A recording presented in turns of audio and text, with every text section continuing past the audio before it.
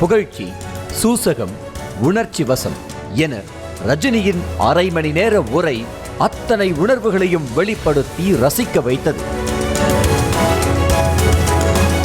பொதுப்பணித்துறை அமைச்சர் ஏவா வேலு எழுதிய கலைஞர் எனும் தாய் என்ற புத்தக வெளியீட்டு விழா சென்னை கலைவாணர் அரங்கத்தில் நடைபெற்றது. முதலமைச்சர் மு.க. ஸ்டாலின் புத்தகத்தை வெளியிட நடிகர் ரஜினிகாந்த் பெற்றுக் கொண்டார்.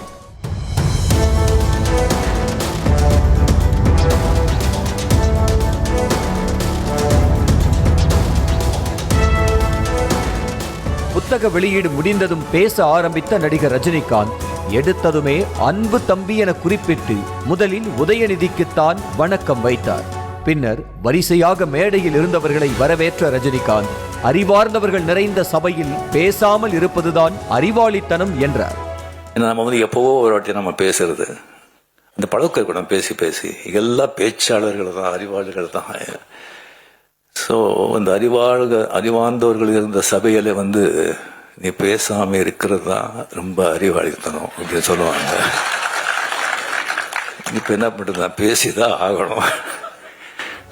மு.க. ஸ்டாலின் முதலமைச்சரான பிறகு சந்தித்த அனைத்து தேர்தல்களிலும் திமுக வெற்றி பெற்றிருக்கிறது என்ற ரஜினிகாந்த் தந்தை உருவாக்கிய ஸ்தாபனத்தை காப்பாற்ற முடியாமல் சிலர் திண்டாடி கொண்டிருப்பதாக ஆந்திராவின் ஜெகன்மோகன் ரெட்டியை மறைமுகமாக குறிப்பிட்டார். நீங்க எவ்வளவோ நீங்க பார்த்திருப்பீங்க.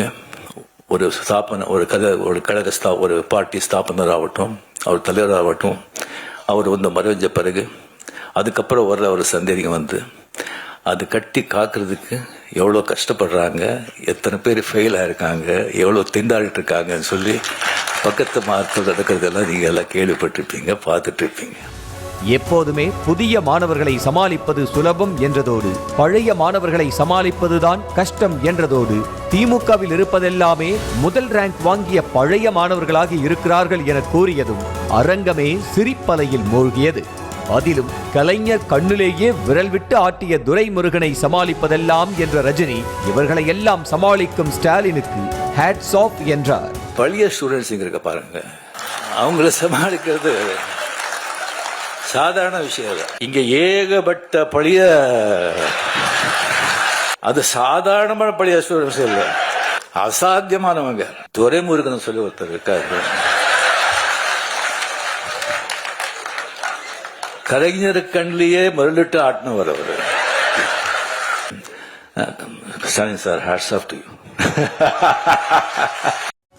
கலைஞர் நூற்றாண்டு விழாவில் ராஜ்நாத் சிங் அரை மணி நேரம் கலைஞர் கருணாநிதி பற்றி புகழ்ந்து பேசிய பின்னணியில் நிச்சயம் மேலிட உத்தரவு இருக்கும் என ஓப்பனாக பேசிய ரஜினி 5 ஆண்டுகள் ஆட்சியில் இல்லை என்றாலே சிலர் திண்டாடுகிறார்கள் என சூசகமாக பேசினார்.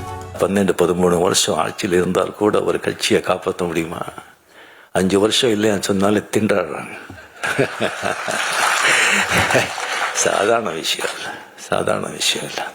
தமக்கு உடல் நலக்குறைவு ஏற்பட்ட போது சக்கர நாற்காலியில் மருத்துவமனைக்கே வந்த கலைஞர் தன் கையை பிடித்து கொண்டு கண் கலங்கியதாக பேசும்போதே உணர்ச்சி வசப்பட்டார். எனக்கு உடம்பு சரியில்லை, அப்போ ஹாஸ்பிட்டல் இருந்தேன். கொஞ்சம் மூச்சு திறன் ஹாஸ்பிட்டல் இருக்கும்போது மார்னிங் நான் பார்க்குறேன், மஞ்சள் எள்ளி போட்டு அந்த வண்டியில் அப்படியே நிற்கிறாங்க முன்னால. எனக்கு ஒன்றும் தெரியல. கொஞ்சம் அப்படியே கிட்ட வந்தாங்க. கிட்ட என் கை பிடிச்சிட்டு கண்ணில் தண்ணி வெளியே வருதுங்க. நான் என்ன பண்ணேன், அவங்களுக்கு எவ்வளோ ஒரு அன்பு, பாசம். கடைசியாக தாம் ஏதாவது தவறாக பேசியிருந்தால் மன்னித்து விடுமாறு கூறி ரஜினி உரையை முடித்தார். புத்தக வெளியீட்டு விழாவில் கலைஞர் கருணாநிதியை புகழ்ந்தது தாண்டி ராஜ்நாத் சிங்கின் பேச்சு குறித்த ரஜினி சுட்டிக்காட்டியது 5 ஆண்டு ஆட்சியில் இல்லை என்றால் திண்டாடும் நிலைமைதான் இருக்கிறது என ரஜினி பேசியது அரசியல் ரீதியான விவாதத்திற்கு வழிவகுத்துள்ளது. செய்திகளை உடனுக்குடனும் துல்லியமாகவும் தெரிந்து கொள்ள சப்ஸ்கிரைப் பண்ணுங்க.